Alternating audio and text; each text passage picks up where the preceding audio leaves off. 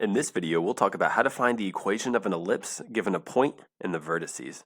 So, an ellipse has the following equation: x minus h squared over a squared plus y minus k squared over b squared is equal to 1. And the a squared and b squared are interchangeable depending on the shape of the ellipse. So if we have a vertical ellipse like this, then the a squared, which will be the larger denominator, will always be rewritten under the y term. But if we have a horizontal ellipse, then the a squared will be rewritten under the x term. So keep that in mind. So let's check out an example. Let's say we have some ellipse where the vertices are -3, -5, and 5, -5. And we also know that the point -2, -3 lies on the ellipse. So when we're working with these types of problems, it helps if we can create a quick sketch to kind of visualize the situation. So we're told our vertices are at -3, -5. So 1, 2, 3, 1, 2, 3, 4, 5. So here's 1. And then the other one is at 5, -5. So 1, 2, 3, 4, 5, -5.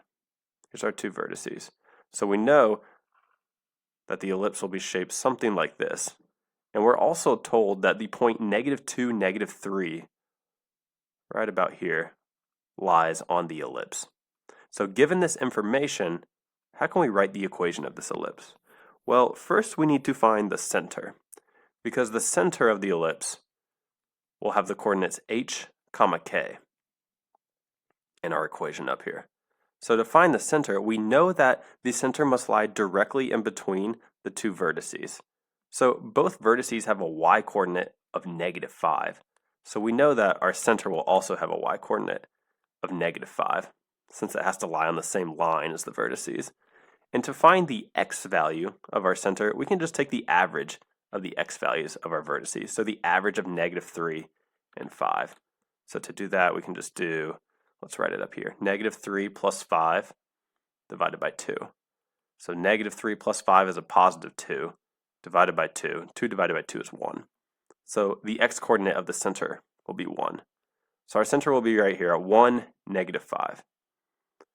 So we found h and k. Now we just need to figure out what is a squared and what is b squared.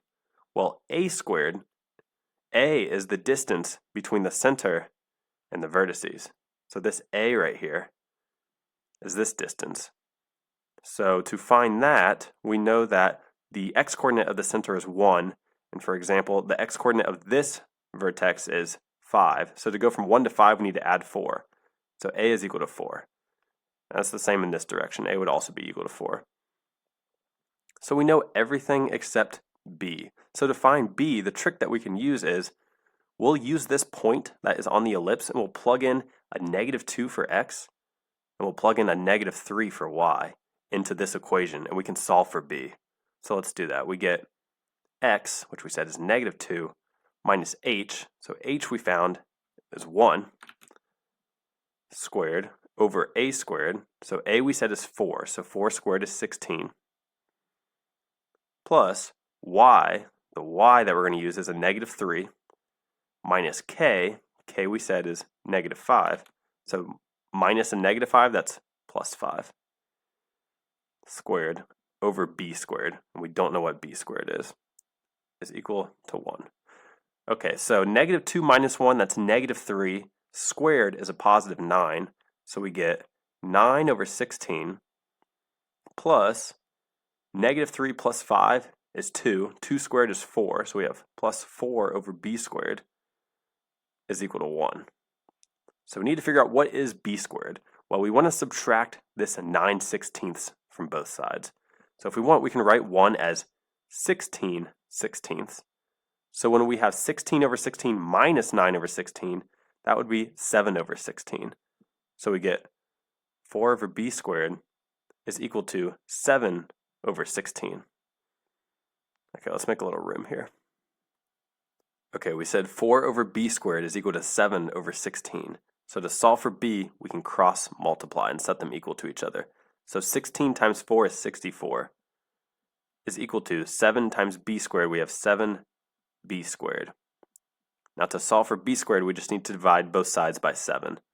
Now 64 divided by 7 is not going to be an integer, but if we plug that into our calculator, we'll find that 64 divided by 7 is about 9.14. So we can use that as our final b squared value. So our final answer is going to be x minus h squared. So we said x minus h is 1 squared over a squared. We found that a squared was 16 plus y minus k.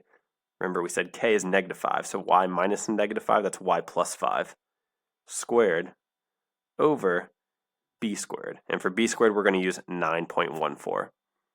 And all of that is equal to 1. So that is our final answer.